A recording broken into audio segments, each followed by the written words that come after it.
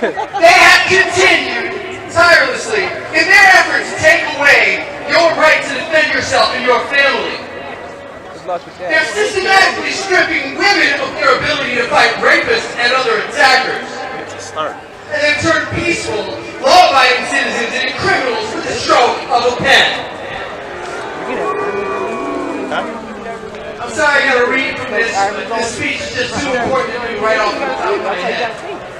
From that building right over there! This wasn't a work day, you see. When they're all gathered at this exact moment, no doubt planning their next nefarious act, they've declared a war on our Constitution. But an unjust law is no law at all. Prepared.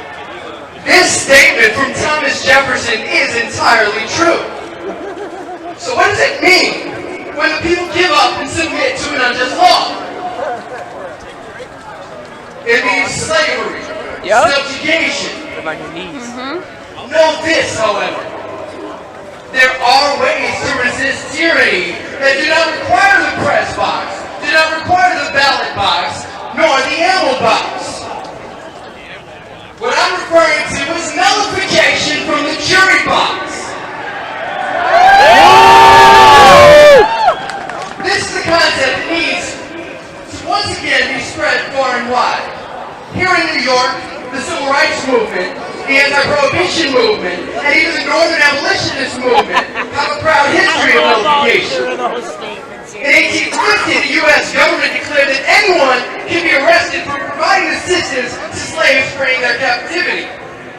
Only 1 year later, in 1851, a jury in our home state, in my hometown of Syracuse, bravely and courageously nullified the Fugitive Slave Act. Slightly more recently, refresh yourself with a beer in this country because of prohibition. The citizens of New York City openly defied that law and bars were kept open. Why? Because you couldn't find a jury to convict. I imagine it went something like this. The jury took one look at the case and said, that's not a law, forget about it.